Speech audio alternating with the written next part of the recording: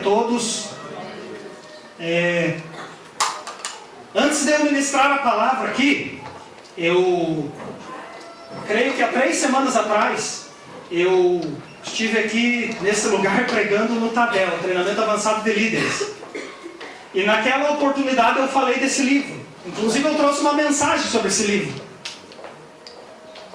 Eu trouxe, pela permissão do Espírito Santo, eu trouxe uma mensagem com alguns elementos sobre esse livro, que tem o seguinte nome, o seguinte título: 37 qualidades do líder que ninguém esquece. Quem sabe você diz assim para mim: eu não sou líder na igreja. Querido e querida, em alguma área da sua vida você lidera. E esse livro, ele marcou, eu digo assim que ele marcou a minha vida. Eu sou um camarada que eu gosto muito de leitura. É um hobby, eu diria que é um hobby. Todo o tempo que eu tenho livre disponível, eu gosto de ler. É um hobby que eu tenho. E esse livro aqui, ele é muito interessante. Então naquela ocasião eu fiz um desafio. Eu falei, quem gostaria de pegar ele emprestado? Naquela ocasião a Carla pegou. Aí a Carla me devolveu, o Eduardo pegou, leu. Acredito que eles tiveram a experiência que eu tive com esse livro. E eu quero deixar ele à disposição hoje para quem quiser. Depois do culto fala comigo. Algumas pessoas levantaram a mão discretamente assim, eu quero. Quem encontrar primeiro após a mensagem aqui vai levar o livro. Aí, só que tem um critério. 20 dias para fazer a leitura. Brincadeira, se você passar um pouquinho, é que tem que fazer ele girar. Tem que girar esse livro aqui. E recomendo também, se você quiser comprar, você fala comigo, ele tem à venda, você pode adquirir um livro também. Mas é um livro sensacional, muito bom. Amém? Nessa noite eu quero ministrar uma mensagem muito especial. O pastor Marcos comentou aqui, e eu me recordo que na primeira semana do jejum, na primeira semana quando nós iniciamos o propósito, o Ricardo trouxe uma mensagem com o tema Armadura de Deus. Naquela ocasião o Ricardo abordou uma batalha que todos nós vivemos contra um grande adversário. Todos os dias, 24 horas, 365 dias do ano, nós enfrentamos uma batalha contra um grande adversário. O diabo, Satanás, a antiga serpente, o dragão. E o Ricardo trouxe essa mensagem sobre a armadura de Deus. A batalha no mundo espiritual, ela é uma batalha invisível, mas ela é uma batalha real. Nós temos que travar essa batalha todos os dias. E naquela ocasião o Ricardo trouxe elementos de como você vencer o inimigo principal da tua alma, que é o diabo. Na semana seguinte, após a primeira metade do propósito, o pastor Marcos trouxe uma mensagem com o tema Jejum e oração, armas infalíveis para vencer a minha natureza, para vencer o diabo, os demônios, vencer as tentações. E foi uma mensagem muito especial, nós tivemos a oportunidade de compartilhar durante essa semana na célula. E na célula nasceu essa mensagem, que eu quero, pela permissão do Espírito Santo, trazer hoje aqui para você. Que tem o seguinte tema: a guerra que existe entre o Espírito contra a carne. Então o Ricardo falou da batalha espiritual que temos, que travamos contra um inimigo externo.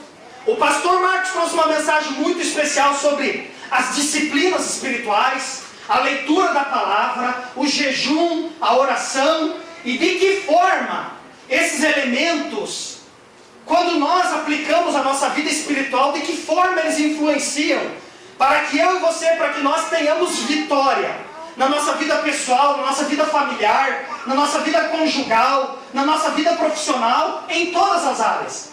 E hoje eu quero ministrar na sua vida uma palavra que vai falar sobre uma batalha que acontece no mundo interior. É uma batalha pessoal. Querido, preste atenção no que eu vou falar para você. Eu e você, nós travamos uma batalha diária contra um grande adversário. Sabe quem é esse adversário? Você mesmo. Eu. A minha natureza. A nossa natureza, que é corrupta por causa do advento do pecado, por causa da queda do homem, por causa da desobediência de Adão. A nossa natureza Embora você já tenha entregado sua vida ao Salvador, embora você já tenha se convertido a Jesus, a nossa natureza permanece no cristão, mesmo após a experiência da sua conversão. E ela precisa ser mortificada todos os dias da nossa vida. Enquanto você viver, meu querido, enquanto você viver, você vai travar essa batalha contra você mesmo. Nós estamos hoje encerrando um período de 21 dias de jejum e oração.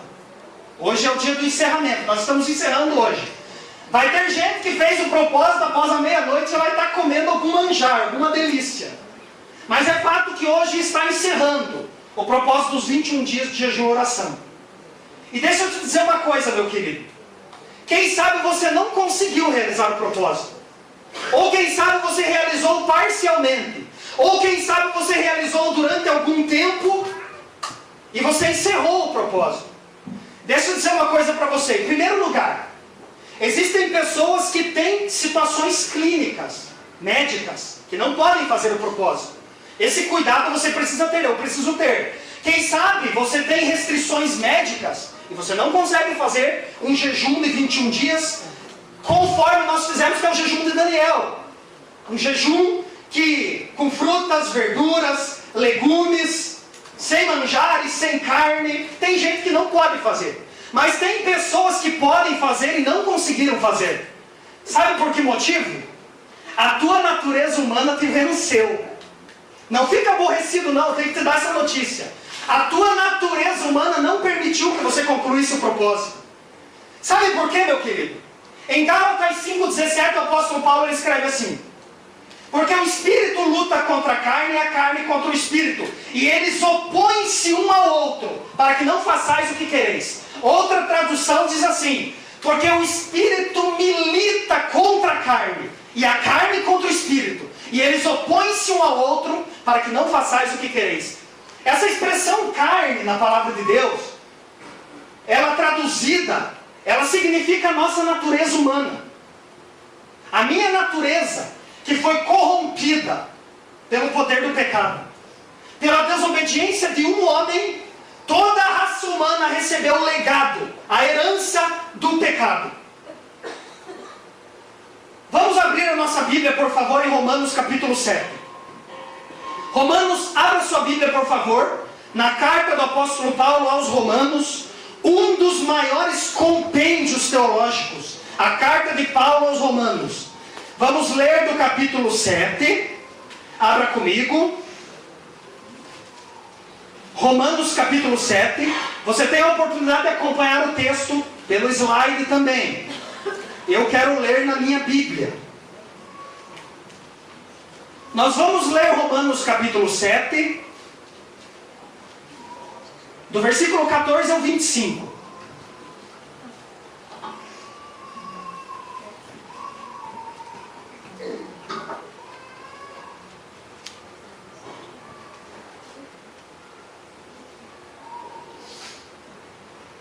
Diz assim a palavra do Senhor, Romanos capítulo 7, do versículo 14 ao 25. Presta atenção, olha o nível de guerra, o nível de batalha que o apóstolo Paulo está escrevendo. Romanos 7, a partir do versículo 14, diz assim: porque bem sabemos que a lei é espiritual, mas eu sou carnal, vendido sobre o pecado. Porque o que faço não o aprovo, pois o que quero, isso não faço, mas o que aborreço, isso faço. E se faço o que não quero, consinto com a lei que é boa. De maneira que agora já não sou eu que faço isto, mas o pecado que habita em mim. Porque eu sei que em mim, isto é, na minha carne, não habita bem algum. E com efeito, o querer está em mim, mas não consigo realizar o bem. Porque não faço o bem que quero, mas o mal que não quero, esse faço. Ora, se eu faço o que não quero, já não o faço eu, mas o pecado que habita em mim. Acho então esta lei em mim, que quando quero fazer o bem, o mal está comigo. Porque segundo o homem interior, tenho prazer na lei de Deus. Mas vejo nos meus membros outra lei, que batalha contra a lei do meu entendimento, e me prende debaixo da lei do pecado, que está nos meus membros. Miserável homem que sou, quem me livrará do corpo desta morte? Dou graças a Deus por Jesus Cristo, nosso Senhor. Assim que eu mesmo, com o entendimento, sirvo a lei de Deus, mas com a carne, a lei do pecado. Agora você permanece aí mesmo, nós vamos entrar no capítulo 8. Eu quero ler Romanos capítulo 8, do versículo 1 ao 16. O apóstolo Paulo vai continuar na batalha entre a carne e o espírito. Romanos capítulo 8, a partir do versículo 1 diz: Portanto agora, nenhuma condenação há para os que estão em Cristo Jesus, que não andam segundo a carne, mas segundo o Espírito. Porque a lei do Espírito de vida em Cristo Jesus me livrou da lei do pecado e da morte. Porquanto o que era impossível à lei, visto como estava enferma pela carne, Deus, enviando o seu Filho em semelhança da carne do pecado, pelo pecado condenou o pecado na carne, para que a justiça da lei se cumprisse em nós, que não andamos segundo a carne, mas segundo o Espírito. Porque os que são segundo a carne, inclinam-se para as coisas da carne, mas os que são segundo o Espírito, para as coisas do Espírito. Porque a inclinação da carne é morte, mas a inclinação do Espírito é vida e paz. Porquanto a inclinação da carne é inimizade contra Deus, pois não é sujeita à lei de Deus, nem em verdade o pode ser. Portanto, os que estão na carne não podem agradar a Deus. Vós, porém, não estáis na carne, mas no Espírito, se é que o Espírito de Deus habita em vós. Mas se alguém não tem o Espírito de Cristo, esse tal não é dele. E se Cristo está em vós, o corpo, na verdade, está morto por causa do pecado, mas o Espírito vive por causa da justiça. E se o Espírito daquele que dos mortos ressuscitou a Jesus habita em vós, aquele que dos mortos ressuscitou a Cristo também vivificará o vosso corpo mortal, pelo seu Espírito que em vós habita. De maneira que, irmãos, somos devedores, não a carne para viver segundo a carne, porque se viverdes segundo a carne, morrereis. Mas se pelo Espírito mortificardes as obras do corpo, vivereis. Porque todos os que são guiados pelo Espírito de Deus, esses são filhos de Deus. Porque não recebestes o espírito de escravidão, para outra vez estardes em temor, mas recebestes o espírito de adoção de filhos, pelo qual clamamos, Abba, Pai. O mesmo Espírito testifica com o nosso espírito que somos filhos de Deus. Amém? Amém. Glória a Deus.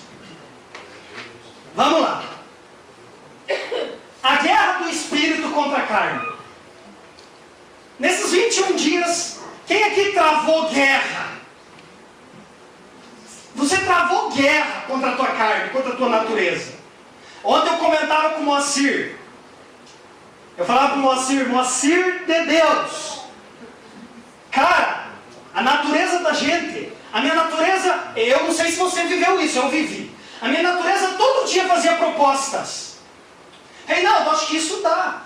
Acho que isso dá para defraudar. Não dá nada. Você precisa de nutriente, cara. Você precisa de energia.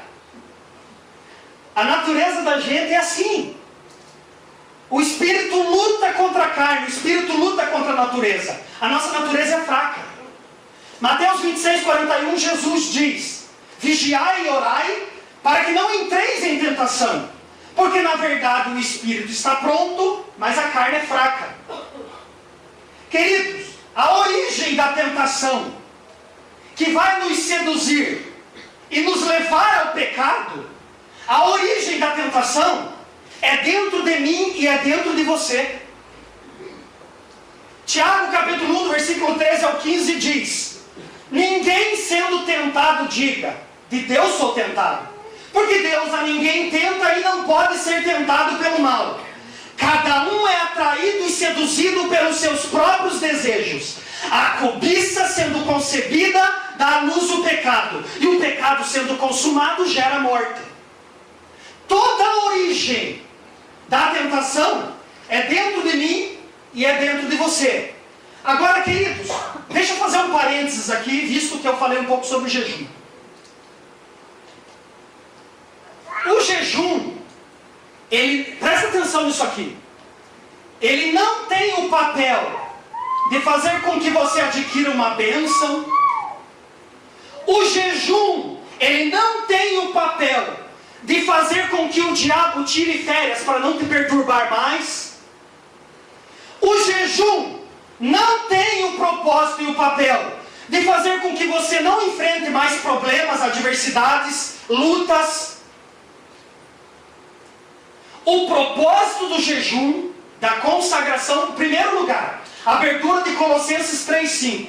O apóstolo Paulo escreve assim: fazei morrer a vossa natureza terrena. A minha natureza, quem mortifica, quem faz morrer sou eu. É você. Então, em primeiro lugar, o propósito do jejum é fazer morrer a natureza. Segundo, eu disse para você que o jejum, você não faz para conquistar bênçãos, você não faz para que o diabo te mande um beijinho e tire férias para não te perturbar mais, mas pelo contrário disso, o jejum ele te dá força, sabedoria para você administrar a bênção de Deus. O jejum, ele te fortalece para você enfrentar o diabo e vencê-lo. O jejum te fortalece para você travar as batalhas da sua vida, as guerras que você tem, enfrentar a adversidade, a luta e o problema. Portanto, grave isso, meu querido. Você não jejua. Eu estou pensando em comprar um carro, vou jejuar. Pode ser que cumpra um propósito, você ter sabedoria para tomar uma decisão. Mas o jejum, na sua forma, não tem esse propósito. Não tem esse papel. O jejum é para fazer morrer minha natureza, que guerreia contra a lei do meu entendimento, que é o Espírito, a vontade de Deus para a minha vida. O jejum tem o propósito de disciplinar a minha vontade. Está cheio de cristão que não tem disciplina da vontade. Cristão preso no poder do pecado. Cristão que não consegue ter o discernimento e o entendimento da vontade de Deus. Então, quando você jejua, quando você se consagra, você se enche da presença do Senhor. Você tem experiências com Deus. Jeremias 33, versículo 3 diz: clama a mim e responder-te-ei, anunciar-te-ei coisas grandes e ocultas que não sabes. Você adentra os corredores dos mistérios da palavra de Deus. Você tem experiências com Deus que o jejum, a consagração vai permitir isso na tua vida. Agora, queridos, na minha introdução, deixa eu dizer uma coisa para você. Todo ser humano é pecador. Quem sabe você chegou aqui hoje, você se acha muito bom. Nenhum ser humano é bom. Todo ser humano é pecador. Romanos 5,12 diz: como que por um homem entrou o pecado no mundo e pelo pecado a morte, assim a morte passou a todos os homens. Por isso que todos pecaram. A morte, o sofrimento, as enfermidades, as dores, são provas de que eu e você, de que nós somos pecadores. Querido, quem sabe você hoje está aí, está muito bonitinho, você está legal. Mas deixa eu te dar uma notícia. Um dia você vai morrer. Um dia você não vai mais existir. Sabe por quê? A sentença do pecado, quando Adão desobedeceu, quando o pecado entrou no mundo, quando a raça humana foi contaminada pelo poder do pecado, a sentença foi que eu e você, que nós tivemos a nossa vida, o curso da nossa vida limitado. Nós lemos aqui, olha a batalha espiritual do apóstolo Paulo. Aquilo que é para fazer eu não faço. Aquilo que eu devo fazer eu não faço. Eu vejo outra lei que batalha contra a lei do meu espírito. Isto é, ele está dizendo assim: eu tenho que fazer a vontade de Deus, eu tenho que servir a Deus, mas existe uma outra lei no meu corpo, nos meus membros, que guerreiam contra aquilo que é a vontade de Deus para a minha vida. Romanos capítulo 3, do 10 ao 12, Paulo diz: não há nenhum justo, não há nenhum sequer, não há ninguém que entenda, não há ninguém que busque a Deus. Todos se extraviaram e juntamente se fizeram inúteis. Romanos 3, 23 diz: Todos pecaram e destituídos estão da glória de Deus. Sabe o que isso significa? Que eu e você, que nós não podemos ter méritos pessoais, não podemos achar e entender que somos autossuficientes diante de Deus. Eu e você, nós carecemos, precisamos de regeneração. Eu e você, nós precisamos nascer de novo. Está lotado de cristão que não nasceu de novo. Continua com a mesma vida, com a velha vida de pecado, de transgressão contra Deus, mergulhado no pecado, apanhando, levando rasteira todo dia do diabo. Falta regeneração, falta novo nascimento. Quando Jesus chega diante de Nicodemos, João capítulo 3, a partir do versículo 3, Nicodemos, mestre da lei. Nicodemos convidou Jesus para ir na casa dele. Vamos ver quem que é esse cara aí, a fama dele em Israel. O cara faz milagres, cego vê, paralítico levanta, morto ressuscita. Quem que é esse cara? Quero ter um debate com ele. Chamou Jesus para prosa, para conversar, tomar um cafezinho, um chá com pão. Estava no propósito. Aí chegou, aí Jesus senta diante dele, aí ele começa de história com Jesus. Jesus olha para ele: olha, Nicodemos, você tem que nascer de novo. É necessário você nascer de novo. Você sabe tudo, você sabe a letra, você sabe a lei, você sabe o Pentateuco decorado, você conhece Gênesis, Levíticos, você conhece número, você conhece Deuteronômio, você conhece Juízes, você conhece os livros de Samuel, você conhece os livros dos reis. Te falta uma coisa: você tem que nascer de novo. Regeneração. Não tem como. É impossível eu ter experiências com Deus se eu não nascer de novo. Atos 3,19 diz: arrependei-vos, pois, e convertei-vos, para que sejam apagados os vossos pecados e venham os tempos de refrigério pela presença do Senhor. Tito capítulo 3, do versículo 4 ao 6 diz: mas quando apareceu a benignidade de Deus e o seu amor para com os homens, não pelas obras de justiça que houvéssemos feito, mas segundo a sua misericórdia, nos salvou, pela lavagem da regeneração e pela renovação do Espírito Santo, que abundantemente Ele derramou sobre nós, por Jesus Cristo, nosso Salvador. Eu sou muito bom. Eu não preciso desse negócio. Igreja, pastor? Eu não preciso de igreja. Sabe o que é isso? É a pessoa que quer se justificar diante de Deus. Queridos, nós não nos justificamos diante de Deus. É Cristo que nos justifica, que nos torna justo, pelo seu sangue imaculado que foi derramado na cruz do Calvário, para remir um pobre, miserável pecador como eu e você. Se você se coloca diante de Deus como alguém autossuficiente, você está sendo uma pessoa prepotente e soberba. Porque a soberba não é apenas o orgulho, a prepotência. Não é apenas uma pessoa ter traços de orgulho na sua personalidade, no seu caráter. Mas é a pessoa que vive e diz: eu não preciso de Deus. Agora, querido, existem apenas dois estilos de vida possíveis, para mim e para você. Ou você vai viver dominado pela sua natureza e pelos seus apetites carnais, ou você vai ser uma pessoa controlada e dirigida pelo Espírito Santo. Não tem conversa diferente. Só que vai ser uma marca na tua vida e na minha vida.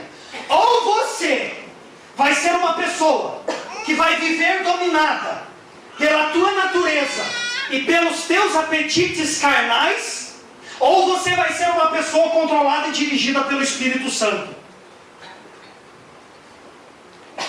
Queridos, deixa eu te dar um aviso. Você sabia que a tua natureza não se converte?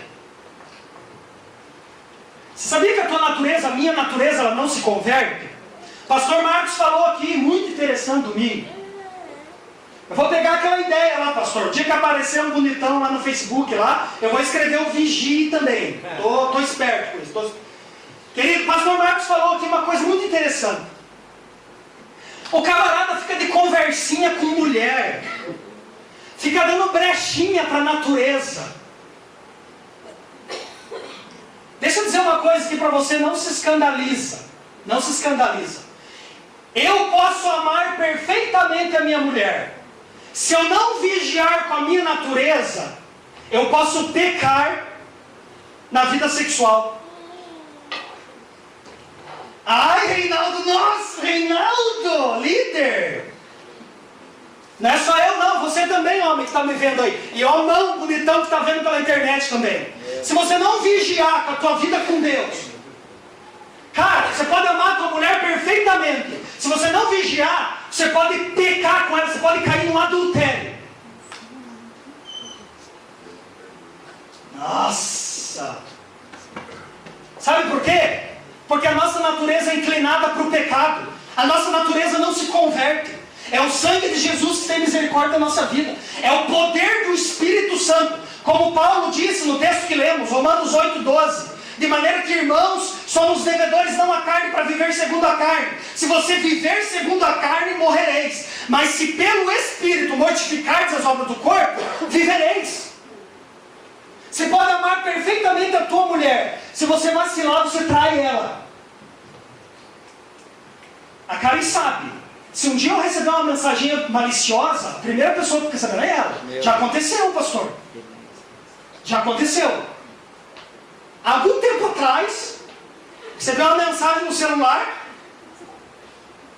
Aí, chegou bem assim a mensagem. Desculpa incomodar. Era 11 horas da noite. Meu Deus. Desculpa te incomodar. Mas me responda uma coisa. Você é o Lezinho? É o apelido da infância. Era Capilé. Capilézinho. Ô Karen, vem aqui. Aqui, ó. Ó, tô excluindo. Mas antes de eu excluir, eu estava mostrando pra ela. Aqui, ó. Não tem negócio. Ou você é fiel à tua mulher. Sabe quando que a gente prova fidelidade? Você prova a fidelidade da sua esposa quando você está sozinho. Quando ninguém vê. Quando você está na frente do computador. Quando você está com o teu celular no banheiro, sei lá onde. Meu Deus. Daniel capítulo 2, versículo 22 diz que Deus conhece o profundo e o escondido. Ele sabe quem está em trevas e com ele mora a luz. Provérbios 15:3 diz que os olhos do Senhor estão em todos os lugares, contemplando maus e bons. Hebreus 4:13. Não há criatura qualquer encoberta diante dele. Antes todas as coisas estão nuas e patentes aos olhos de quem temos de tratar. Querido, você e eu, nós provamos a nossa fé, provamos a nossa fidelidade, naquele momento que ninguém está vendo, ninguém está te contemplando. Eu disse para você, um desses dois estilos de vida vai ser marca na tua vida. E mediante isso, eu quero que você abra a tua Bíblia em Gálatas capítulo 5, a partir do versículo 19. Vamos abrir juntos a palavra. Você pode acompanhar a leitura aqui também. Gálatas capítulo 5, do versículo 19 ao 23.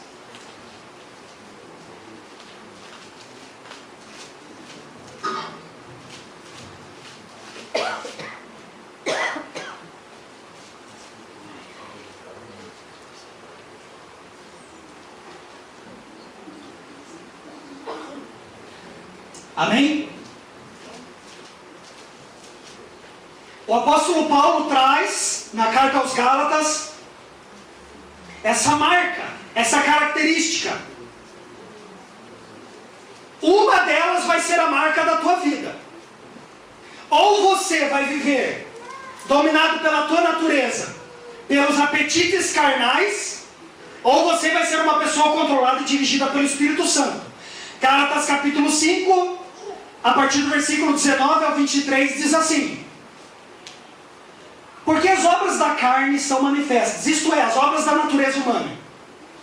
As obras da natureza humana são manifestas, as quais são prostituição, impureza, lascívia, idolatria, feitiçarias, inimizades, porfias, emulações, iras, pelejas, dissensões, heresias, invejas, homicídios, bebedices, glutonarias e coisas semelhantes a estas, acerca das quais vos declaro, como já antes vos disse, que os que cometem tais coisas não herdarão o reino da marca. Quais são as características que marcam esse estilo de vida? E aqui ele dá a sentença, que os que cometem tais coisas não herdarão o reino de Deus. Outro detalhe no texto aqui, o apóstolo Paulo não conclui, não tem a totalidade das obras da carne aqui, porque olha o que ele disse ali: coisas semelhantes a estas. Tem muito mais, gente. Tem muito mais. Agora o versículo 22 até o 23. Mas o fruto do Espírito é amor, gozo, paz, longanimidade, benignidade, bondade, fé, mansidão, temperança. Contra essas coisas não há lei. Amém? Eu quero falar rapidamente sobre cada uma das obras da carne aqui e do fruto do Espírito. Olha só, marca, característica da pessoa que vive dominada pela sua natureza e pelos apetites carnais. Isso aqui é marca. Primeiro, o que encabeça a lista: prostituição. O que é prostituição aqui? Esse termo prostituição aqui na palavra, à luz de Gálatas 5, a partir do versículo 19, as obras da carne, engloba todos os pecados da área sexual, todos os pecados da vida sexual. Prostituição, fornicação, a pessoa que não é casada e mantém relações sexuais com outra. Adultério, a pessoa que é casada e mantém relações fora do casamento. Homossexualismo, pessoas que mantêm relações sexuais, pessoas do mesmo sexo. Incesto, relacionamento sexual entre pessoas da mesma família. Pedofilia, relação sexual com crianças. Pecados da área sexual, obras da carne, obras da natureza humana. Segunda que está aqui, impureza. Impureza é tudo aquilo que contamina o nosso interior, tudo aquilo que nos contamina, tudo aquilo que é impuro. Um exemplo, a prática de pornografia. Camarada não está, num sentido literal, tendo uma relação com uma pessoa, mas está cometendo uma prática que está causando para a sua vida, para o seu corpo, para o seu interior, uma impureza. O que mais tem aqui? Lascívia. Sabe o que é lascívia? É o indivíduo ou a indivídua sensual. O indivíduo lascivo é a pessoa que só pensa em sexo. Cadê esse sexo? Eu preguei uma mensagem aqui algum tempo atrás só sobre pornografia. Muitos estavam aqui. Eu ministrei uma mensagem só sobre pornografia. E eu trouxe um item, um dado, que diz que quando uma pessoa consome muito pornografia, a pessoa se torna uma pessoa pornógrafa. O que é isso? A pessoa não consegue ver uma menina, uma moça como uma irmã, não consegue ver uma senhora como uma mãe. Tudo a pessoa associa ao sexo. É o indivíduo lascivo. Mulher sensual e homem sensual também. Sai de casa, né? Sai de casa.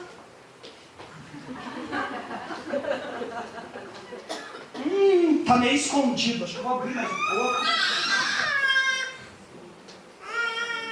Isso é prostituição, isso é lascívia. Sabe por quê? Você pode levar um homem casado a pecar por causa da cobiça. Romanos 6,13 diz: não ofereceis os vossos membros ao pecado como instrumentos de iniquidade, mas apresentai-vos a Deus como vivos dentre os mortos, e os seus membros a Deus como instrumentos de justiça. Lascívia, a pessoa sensual. Idolatria. A idolatria é tudo aquilo que ocupa o lugar de Deus no coração do homem. Idolatria pode ser uma pessoa. Tem gente que presta culto à personalidade, a uma pessoa. Pode ser alguém famoso. Pode ser um time de futebol. Queridos, eu tenho visto nesse tempo, vou falar, muitos homens que deveriam ser o cabeça do lar, que deveriam liderar suas famílias, líder espiritual, presidir sobre a sua casa, ser o sacerdote do lar, Está cheio de homem nessa geração trocando o reino de Deus por causa de time de futebol. Não estou falando nada demais, tá? Você que está assistindo na internet também. Quem sabe você deixou de vir no culto hoje porque o teu time ia jogar às 6 horas da tarde. Você está vendo a mensagem agora pela internet. Glória a Deus. Continue assistindo. Você sabia que o time... Eu falo para cá. Gente, eu não sou radical. Eu não sou radical. Mas eu acho que tudo na vida tem limite. Eu não vou ensinar meus filhos, camiseta de time, torce para time, leva no estádio, vai à noite. Querido, eu posso ir no estádio tranquilamente. Eu posso ir no estádio do futebol, isso não vai me corromper. Agora está cheio de pai e mãe que coloca desde cedo, na meninice, na infância, coloca um trono dentro do coração da criança. E quando essa criança crescer, ela não vai mais querer saber da igreja, porque no dia do culto ela está no estádio do futebol. Ai, Reinaldão radical. Pense o que você quiser. Pense o que você quiser, meu respeito. Estou aqui para fazer a vontade de Deus. Eu tenho visto isso, gente. E não é só criança, não, marmanjo. É idolatria. Time de futebol, carro, dinheiro é idolatria. O que mais? Vamos correr aqui. Feitiçarias. Ai. Se for revelação, receba. Mas quando eu estava preparando essa mensagem em casa, eu comecei a pensar de adolescente que começa a fazer simpatia para conquistar alguém. Coloca o nome na pimenta, uma vez eu na cara achando um negócio desse. A gente estava na casa, a gente foi para uma casa de praia, a gente foi mexer na geladeira, tinha lá uma garrafa de pimenta com o nome de uma pessoa lá dentro. Quando a Karen viu aquilo, ela saiu assim, cara, só repreende esse negócio, não dá nada. Não vai te pegar, fica tranquilo. Feitiçaria, fazer trabalho para arrebentar a vida dos outros. Feitiçaria, obra da carne, o que mais? Inimizade, pessoa encrenqueira. Cara, tem gente que não consegue ter paz, nem com quem vive debaixo do teto. É inimizade. Encrenca, porfia. O que é porfia? Porfia é disputa de palavra, discussão, guerra de palavra, confronto verbal. O que mais tem aqui? Emulações, rivalidade, disputa, ciúmes, inveja. O que mais que tem aqui? Iras. Ira é uma raiva descabida. A pessoa odeia tanto a ponto de querer matar, eliminar o seu adversário. É ira, é obra da carne. Pelejas, discórdias, combate, batalhas, contendas, brigas. O que mais que tem aqui? Dissensões. O que é dissensão? É divisão. Querido, Deus ama a unidade. Deus ama a unidade. O que é divisão? Deus ama a unidade. Unidade de propósito, unidade de visão. O que é divisão? É dividir a visão. Divisão, duas visões. O apóstolo Paulo, 1 Coríntios capítulo 1, a partir do versículo 10. O apóstolo Paulo dá uma paulada na igreja de Coríntios. Sabe por quê? Estava tendo divisão lá. O apóstolo Paulo lhe diz, olha, irmãos, eu rogo-vos que vocês falem uma mesma coisa. Vou sintetizar o texto. Fale a mesma coisa, que não haja divisões entre vocês, dissensões, porque me contaram, o apóstolo Paulo diz assim, me contaram, eu ouvi falar que existem contendas, existe briga entre vocês. Dentro da igreja tinha briga, a igreja de Corinto. Aí o apóstolo Paulo diz assim, ele diz assim, olha, um de vocês diz que é de Paulo, outro diz que é de Apolo, outro diz que é do Pedro, outro diz que é de Cristo. Está, pois, Cristo dividido? Foi Paulo crucificado por vocês? Ou fostes Paulo quem batizou vocês? Vocês foram batizados em nome de Paulo? A igreja estava em pé de guerra, divisão. Querido, é por causa da divisão que Jesus chamou Pedro de diabo. Mateus capítulo 16, a partir do versículo 21, Jesus reúne os discípulos e começa a falar do plano da redenção da humanidade.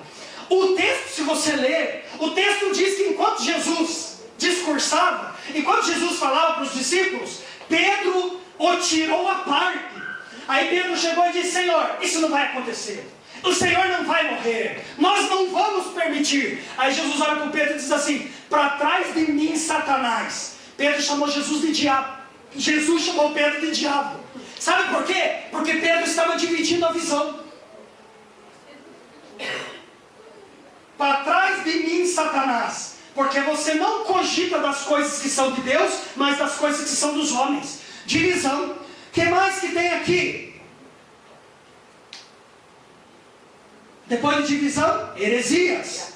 Heresia é torcer o princípio teológico da palavra de Deus. É mudar o contexto doutrinário da palavra. É fazer doutrina pessoal própria. Eu gostaria de falar muita coisa aqui, gente, mas o tempo não permite. Cara, só sobre as obras da carne e o fruto do Espírito dava uma mensagem. Vamos correr. Invejas. Ai, ai, ai. Inveja, obra da carne.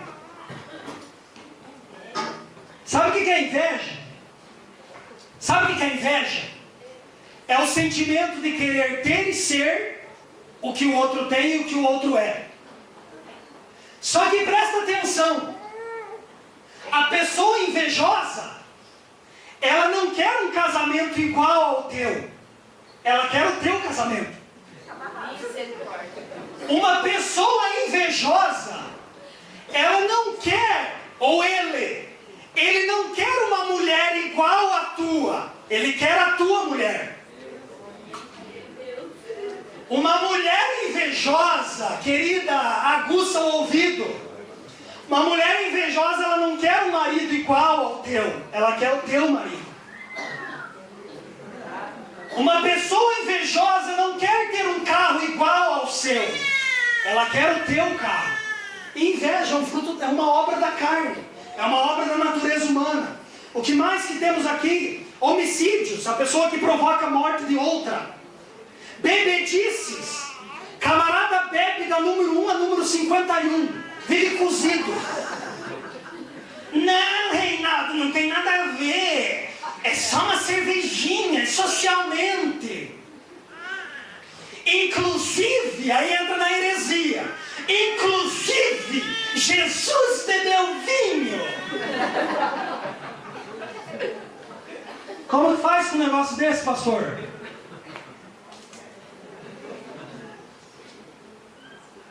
Quem já ouviu isso? Só eu?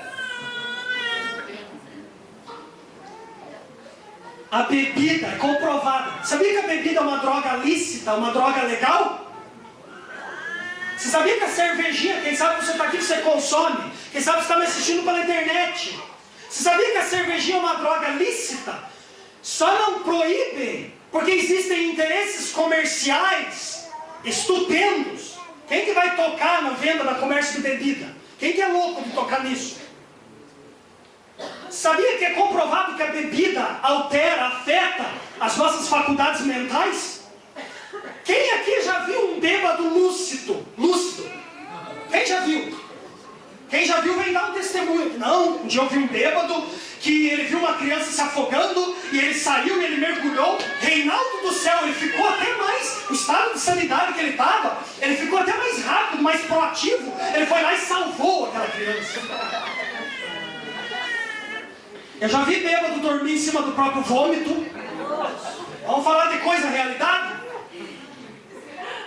Ah, Reinaldo, mas é só socialmente. Gálatas 5:9 diz que um pouco de fermento leveda toda a massa. Sabe o que significa? Aquilo que hoje te dá a sensação de liberdade é aquilo que vai te prender um dia. O alcoólatra não nasceu alcoólatra. Isso, adolescente, vai na rodinha do tubão, vai consumir álcool com teus coleguinhas, com os teus amiguinhos, vai, continua. Você vai ver onde que essa porcaria desse hábito vai te levar, com perdão da expressão. Tem que falar umas coisas, porque às vezes no nosso meio tem esse mimimi. Não, é em casa. Um dia eu falei pro cara, o cara disse que bebia em casa, com um filho pequeno. Falei assim, cara, legal, quando teu filho chegar na adolescência, vai falar pra ele que ele não pode com os amigos dele para encher a cara. Vai falar para o teu filho. Ele vai olhar para você, pai, você é hipócrita. Você bebe lá em casa. Você me dá mau exemplo, você me dá mau testemunho. Eu posso sair com meus amigos sim, e vou encher a cara sim. Aí você não segura mais, querido. Aí você não segura mais. Ensina a criança no caminho que deve andar, porque quando ela crescer não vai se desviar dele. Tem 4 coisas que nós transmitimos para as pessoas, que nós vamos ensinar. Guarda e grava isso. 4 coisas para você ensinar o caminho, o reino de Deus para alguém. 4 coisas apenas. Exemplo, exemplo, exemplo e exemplo. 4 coisinhas básicas. O que mais que tem aqui? Bebedices, glutonarias. Olha uma coisa boa para a gente combater com propósito, que glutonaria, glutão. O indivíduo come só pelo sabor da comida. É glutonaria, é obra da carne. Coisas semelhantes a essas, cerca das quais vos declaro, como já antes vos disse, que os que cometem tais coisas não herdarão o reino de Deus. Versículo 22. Mas o fruto do Espírito é amor. Amor é a marca mais proeminente do caráter de Deus. É a expressão máxima do caráter de Deus. O Espírito proporciona isso na nossa vida. Amar, amor. O que mais tem aqui? Gozo. É sinônimo de alegria. Romanos 14, 17, o apóstolo Paulo diz: porque o reino de Deus não é comida e nem bebida, mas justiça, paz e alegria no Espírito Santo. Gozo, alegria, paz. Paz. O reino de Deus, o Espírito Santo, proporciona na nossa vida paz. Longanimidade. O que é longanimidade? Longanimidade é a qualidade de ser paciente. É a resiliência de enfrentar problemas. É a paciência para suportar adversidades, para suportar pressões. Uma pessoa longânima. Benignidade. É a pessoa benigna. A pessoa que é bondosa. Bondade. Fé. É a pessoa que acredita mesmo sem ver. A pessoa tem convicção. Às vezes eu falo para a Karen, eu digo, olha, eu vejo toda a sua família convertida. Ainda não estão, mas eu já estou vendo. Eu digo, eu vejo toda a minha família no altar do Senhor. Eu vejo toda a minha família convertida. É fé, certeza das coisas que se esperam e convicção de fatos que você não vê. É fé. É um fruto do Espírito. Mansidão. É a pessoa mansa, a pessoa temperada. Temperança ou domínio próprio. É aquela pessoa que conta até 10. Querido, sabe aquela situação que você vive? Que dá vontade de você bater no cara. Sabe por que você não bate? Porque você é uma pessoa temperada. Você é uma pessoa que possui temperança. Você é uma pessoa que tem domínio próprio. Você é uma pessoa que controla o teu impulso. Mediante a ação e o poder do Espírito Santo na tua vida. Olha o que diz o versículo 23. Contra essas coisas não há lei. Sabe o que Paulo está dizendo? Que dessas coisas você pode fazer de maneira indiscriminada. Você pode fazer do jeito que você quiser e a hora que você quiser. Amém? Deixa eu ver se dá tempo de eu continuar aqui, pastor. Até que horas temos, pastor? Até as 9? Pode ser? Glória a Deus. Então vamos continuar. É que eu me empolgo. O povo tira sarro. Aqui o Murilo. Eu vou começar a denunciar aí. Cara, cadê a Dani? Tá lá. Tô vendo. Juliane não tá ainda. O povo fica tirando sarro. Ah, o Reinaldo fala. E de repente ele diz: agora após a introdução, vou começar a entregar as coisas que de cima. Às vezes a gente se reúne, a liderança jovem, lava a roupa suja, eles quase me lincham na reunião. Mas glória a Deus. Vamos continuar então. Eu vou falar rapidamente, eu prometo, sobre 3 princípios. 3 princípios para você vencer a batalha, a guerra contra a carne. Eu tenho certeza que se você observar isso que eu vou falar aqui, você vai vencer. Porque eu tenho vencido, tenho sido triunfante em glória por Cristo Jesus. É pela graça dele, porque eu sozinho não posso. Eu sozinho não posso. 1 João capítulo 4, versículo 4 diz que maior é o que está em mim do que o que está no mundo. Pela graça e bondade do meu Senhor e Salvador eu tenho vencido. Eu quero continuar vencendo. Olha que interessante. Primeiro, aquilo que você alimentar mais vai prevalecer sobre a sua vida. Ou a carne ou o espírito. Aquilo que você alimentar mais vai prevalecer sobre a sua vida. Isso aqui é óbvio, gente. Isso aqui é uma coisa óbvia. Aquilo que você alimentar mais vai prevalecer sobre a sua vida.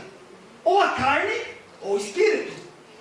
Colossenses capítulo 3, versículos 1 e 2, Paulo diz: portanto, se já ressuscitastes com Cristo, buscai as coisas que são de cima, onde Cristo está assentado à destra do Pai.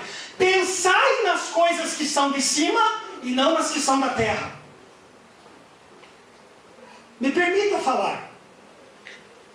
Você sabia que tem cristão que o tempo devocional dele é só na igreja?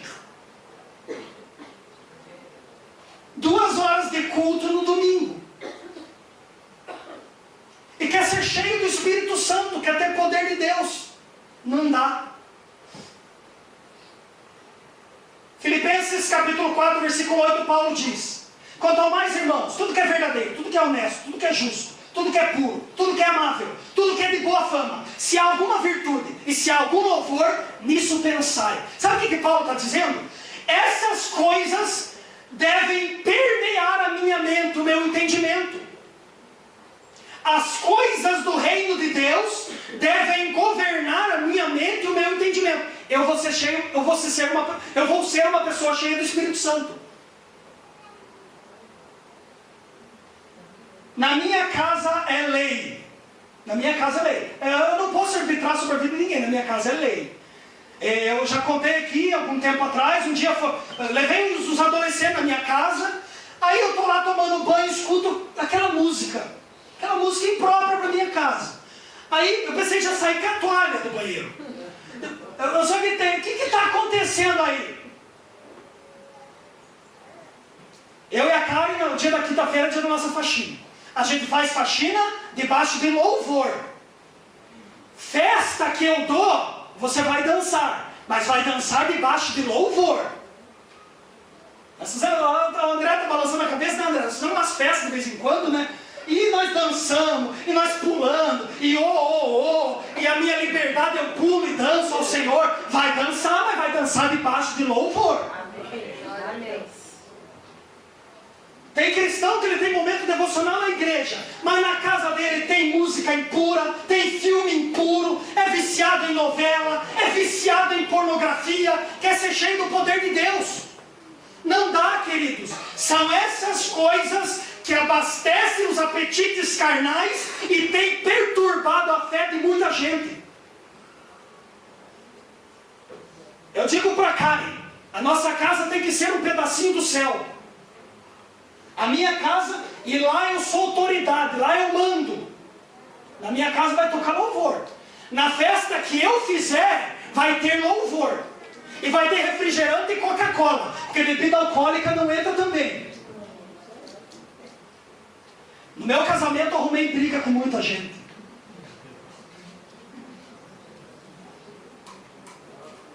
Cheguei outro dia no meu trabalho, o camarada olhou para mim e disse assim: verdade que você deu água lá no teu casamento com fulano?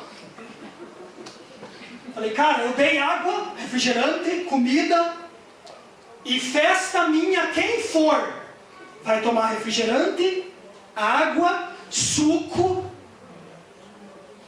porque lá eu que mando, lá eu que determino. E eu prefiro agradar a Deus do que agradar a homem. Cristão que dá festa, aí tem que encher a geladeira de bebida para agradar ímpio, para agradar quem não serve a Deus. Não me convide porque eu vou me retirar.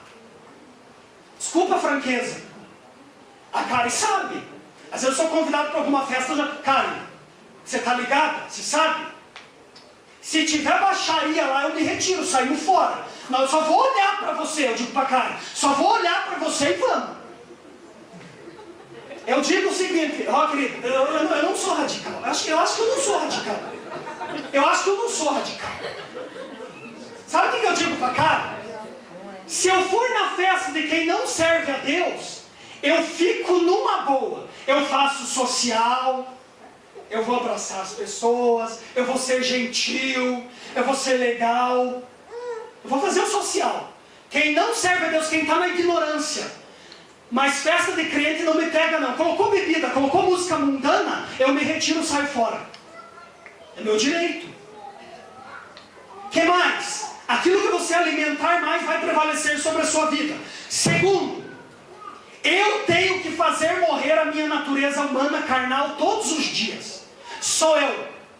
Colossenses capítulo 3, versículo 5, eu já citei aqui. O apóstolo Paulo escreve: fazei morrer a vossa natureza terrena, a prostituição, a impureza, o apetite desordenado, os desejos vis e a avareza, que é a idolatria. Sou eu que tenho que fazer morrer. Eu não vou ficar orando, o Espírito Santo vai vir sobre a minha vida e vai fazer morrer minha natureza. Não funciona. Sou eu que faço morrer. De que forma? Me aplicando as disciplinas espirituais. Não faltando no culto, tendo comunhão com os irmãos, comunhão na célula, leitura da palavra, oração, jejum, participação no propósito. Eu estou me enchendo da presença de Deus e dia após dia eu estou fazendo morrer a minha natureza. Sou eu. Terceiro, obediência à palavra de Deus. Sabe o que eu tenho aprendido? A mensagem do Evangelho não é para o culto. Você está aqui agora e você está fortalecendo a sua fé para que quando você sair daquela porta, você manifestar a sua fé na sua casa, no seu ambiente de trabalho, diante dos seus familiares, diante da vida, diante das demandas, diante das lutas. A mensagem do Evangelho não é para o culto. A mensagem do Evangelho é para depois do culto. E a obediência prova a minha fé. O que vai fazer a diferença nesse tempo, nessa geração? Queridos, o mundo inteiro ouve falar de Jesus. O mundo inteiro ouve. As pessoas não querem mais ficar ouvindo você falar de Jesus para elas. As pessoas querem ver Jesus. O maior instrumento de evangelismo é a pessoa humana. 1 João capítulo 2, versículo 6 diz: aquele que diz que está nele, também deve andar como ele andou. Significa que na minha vida eu preciso manifestar as marcas do caráter de Deus. Em último lugar, eu encerro. Para você ter uma vida triunfante, vitoriosa, para que o Espírito vença a carne, para que você não seja dominado pela tua natureza e pelos apetites carnais, para que você tenha uma vida triunfante em Deus, pelo Espírito, tenha Jesus como Senhor e Salvador da sua vida. Tenha Jesus como Senhor e Salvador da sua vida. Basta confessá-lo como seu único e suficiente Salvador. Paulo escreve em Romanos capítulo 10, versículos 9 e 10, a saber: se com a tua boca confessares Jesus como teu Salvador, e no teu coração creres que Deus o ressuscitou dos mortos, você será salvo. Porque com o coração se crê para a justiça, e com a boca se faz confissão para a salvação. Quando você, pela fé, recebe Jesus como Salvador, primeiro você é justificado. Você se torna justo diante de Deus. Romanos 5:1 diz: tendo sido, pois, justificados pela fé, temos paz com Deus por nosso Senhor Jesus Cristo. Segundo, quando você entrega a sua vida totalmente a Deus, por intermédio de Jesus, você recebe o dom do Espírito Santo. Você recebe o dom do Espírito Santo. Gálatas 5,16, Paulo diz: andai em espírito e não cumprireis os desejos da vossa carne. Paulo diz em Gálatas 5,24: e os que são de Cristo crucificaram a sua carne com seus desejos e cobiças. Só existe uma maneira de você e de eu e de nós vencermos o poder do pecado: mediante uma vida de entrega total a Deus, para você ter vitória sobre o diabo, para você ter vitória sobre o pecado, sobre a tua natureza, sobre o mundo, e ter uma vida triunfante, vitoriosa em Deus. Não tem outro jeito, meu amigo. Não adianta você ser apenas um frequentador de culto. Não adianta você ser apenas um simpatizante de célula. O que vai fazer a diferença é você ter uma vida total, entregue ao Senhor Jesus, uma vida de comunhão com o Espírito Santo. E isso vai te dar o elemento para que você seja uma pessoa vitoriosa, abençoada, feliz e próspera. Em nome de Jesus. Amém. Feche seus olhos, vamos orar enquanto o pastor vem para cá, para fazer o encerramento. Senhor Deus, nosso Pai, confirma essa palavra no coração do teu povo. Nós cremos que podemos viver abundantes na tua presença, porque o Senhor é o Deus que nos dá graça, que nos dá entendimento, sabedoria. O teu Espírito Santo faz com que tenhamos vitória sobre o pecado, sobre o mundo, sobre o diabo. É quem nos reveste com o poder para vencer a nossa natureza, e nós queremos ser cheios da tua graça, cheios do teu amor. Portanto, Pai, testifica essa palavra no coração do teu povo. É o que eu oro e desejo, na autoridade do nome de Jesus. Amém. Vamos aplaudir ao Senhor, porque Ele é bom. Glória a Deus. Amém. Glória a Deus. Glória a Jesus por essa noite tão especial. Glória a Deus por essa palavra que nos confronta, né?